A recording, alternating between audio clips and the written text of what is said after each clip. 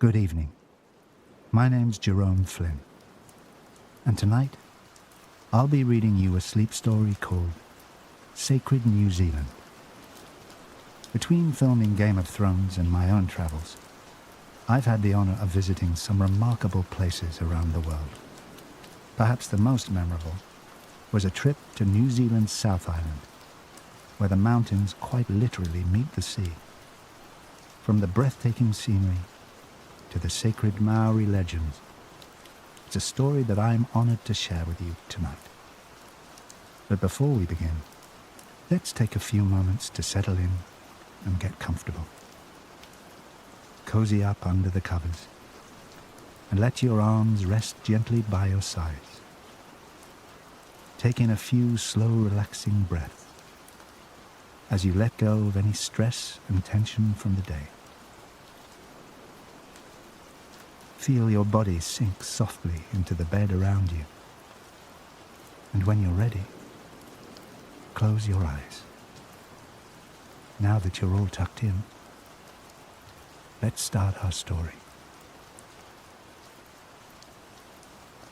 In the farthest northern reaches of New Zealand, at the very edge of a grassy cape, surrounded by water on nearly every side, clinging to a final outcropping of rocky cliffs, stands an ancient, sacred tree.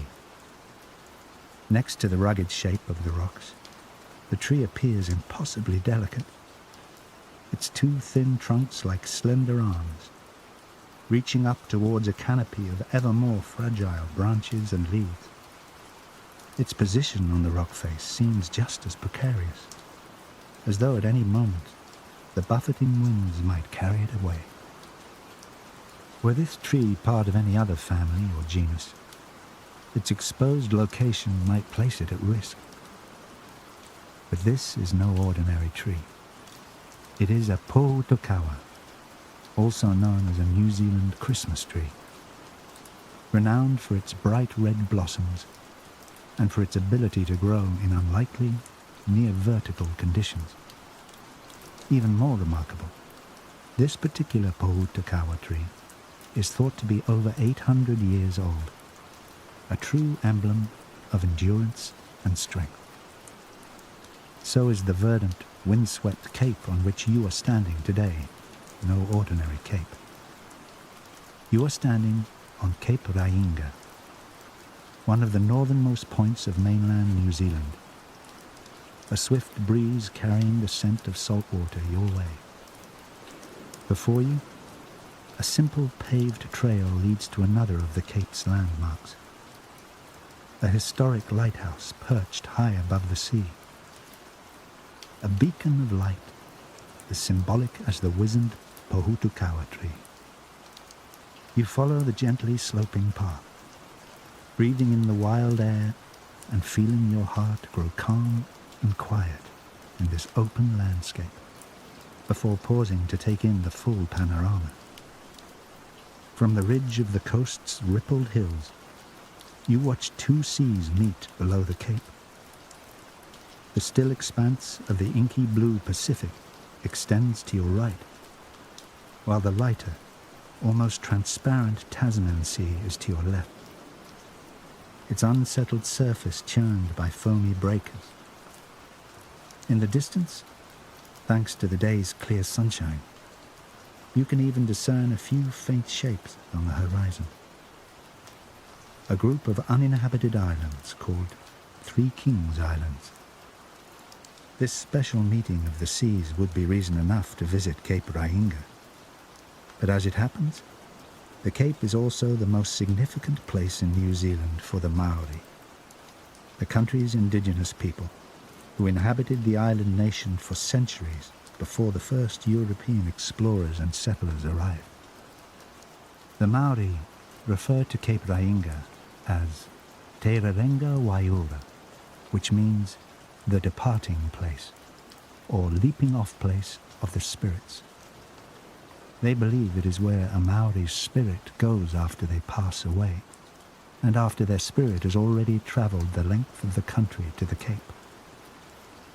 Even the ancient Pohutukawa tree, growing on that final outpost of cliff and rock plays a role in what happens next.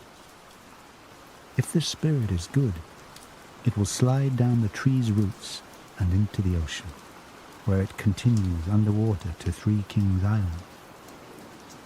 The islands mark the place where the Maori believe the spirit emerges from the sea and takes one last look back at New Zealand before returning to its eternal home. You close your eyes for a moment and picture such a profound and poetic journey.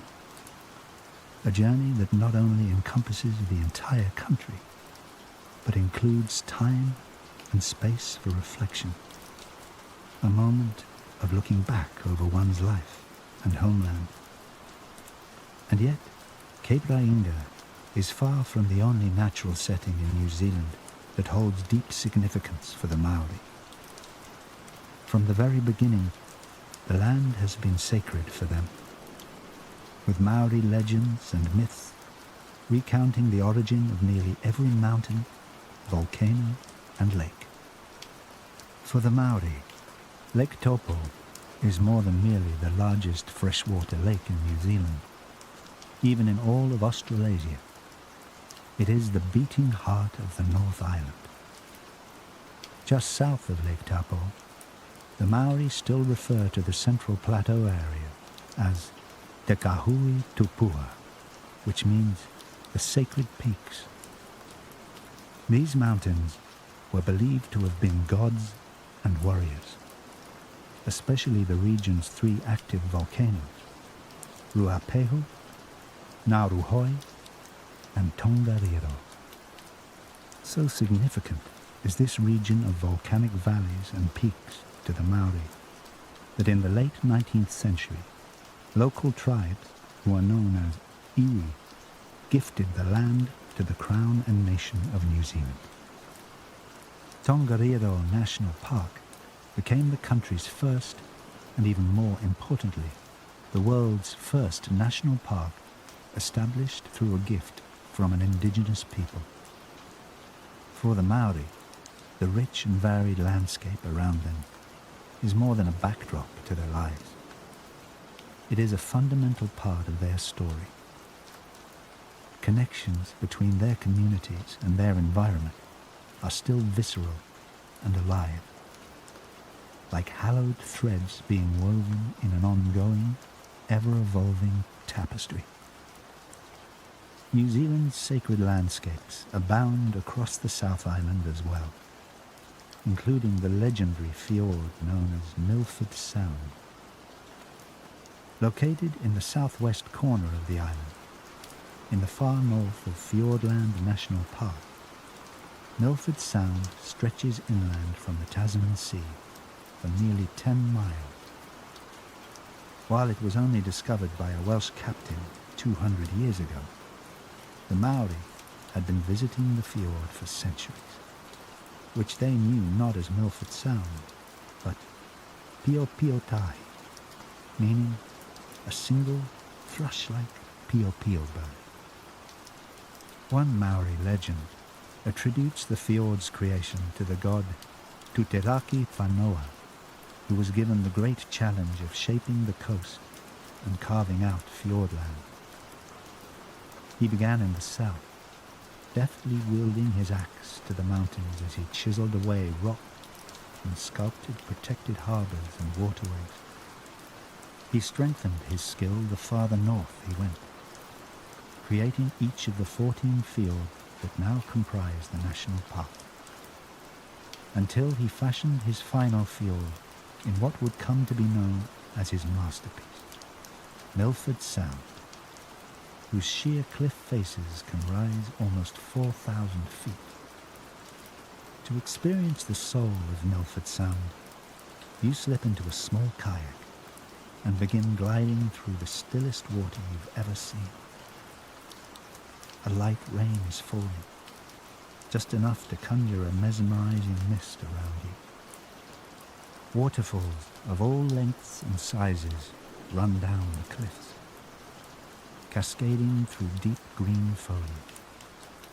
You feel at once infinite and infinitesimal, Immersed in this display of nature in its most majestic and pure state, you follow the edge of a cove, pulling your paddle through the sound at a peaceful and measured rhythm, the still water beginning to softly sway beneath you. At times, you paddle right up to where the cliffs meet the water and pause in the shadow of a waterfall, letting the mist cool your face. At another wider stretch of the shore, you even have the chance to view the rare Fiordland-crested penguin, whose two signature yellow stripes above its eyes almost seem like large, bushy eyebrows. You keep going, passing more variegated layers of cliffs and gradually growing close to the mouth of the fjord.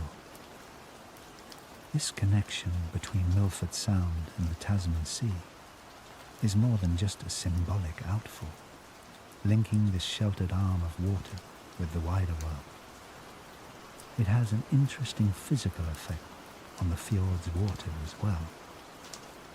Although the sea is naturally salt water, the high amount of rainfall in the region causes a layer of fresh water to rest on the surface of Milford Sound. Much of this layer originates from the many rivers and waterfalls channeling into the Sound, carrying with them water that has been coloured by organic matter from the forest floor. This fresh water is much darker than usual, the shade of tea even, and this change prevents much of the sunlight from reaching the salt water. The result, then, is that marine life, including black coral, which is typically found at much more profound depths, can find a more shallow home in Milford Sound. The Sound is also home to a natural beauty and wildlife that can be rivaled by few other settings across the country, perhaps only by a final sacred landscape on the South Island. The seaside town of Kayakoura, where soaring, snow-capped mountains hug the coast and descend directly into the rolling ocean below. Their ridges and slopes even seem to loom over the very streets of Kayakoura, giving the small town an unexpected sense of drama and grandeur. And according to Maori legend, drama did indeed take place here. Renowned Maori hero, Maui, once used the Kayakoura Peninsula as his foothold in order to steady himself while fishing the North Island out of the sea. This story even gives the region its earliest name, Te Taumanu Autewaka a Maui, that is, the seat of Maui's canoe. Beneath these legendary mountains, which are considered to be an extension of the majestic Southern Alps, Kayakoura's beaches are full not of sand, but white pebbles and shells, as well as colonies of sleepy seals lounging in the sun. But it isn't life on land that has drawn you to Kayakoura. It is the astonishing array of life found below its surface. Over 50 species of marine mammals call the coast of Kayakoura home, including the Hector's dolphin and the New Zealand sea lion, both of which are found nowhere else in the world. One beautifully mesmerizing quality of Kayakoura is how the continental shelf drops off so close to land. The waters of Kayakoura Canyon descend a mile deep, deeper even than the average depth of the Grand Canyon.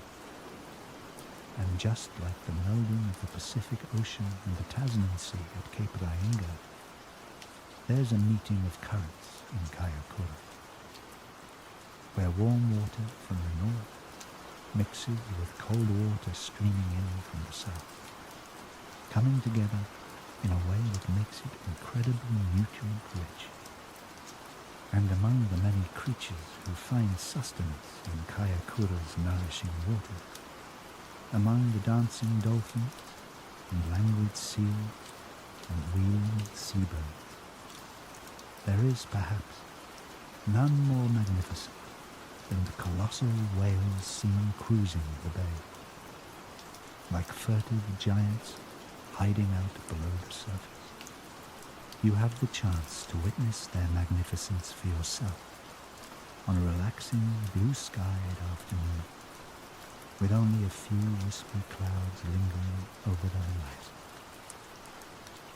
You board a whale-watching tour, the vessel gradually carrying you away from the coast and into deeper territory. And like a moving, breathing iceberg, it's possible to see only about 10% of these remarkable creatures as they come to the surface. Even still, when the first whale you see that day finally makes some tears, his spout of water a telltale sign of his presence in the bay, you lean as far as you can against the boat's railing, eager to take in every moment of this rare encounter. Every time he breaks the surface for a breath, he appears only as a low, dark mound of smooth skin before he dives below again, giving you the briefest window in which to glimpse his powerful tail. Once, in a striking display of symmetry, you realize the contour of the whale's back is the mirror image of the mountain ridges overlooking the ocean. This picture-perfect symmetry stays with you for long after you return to land and begin walking up one of the coastal mountains.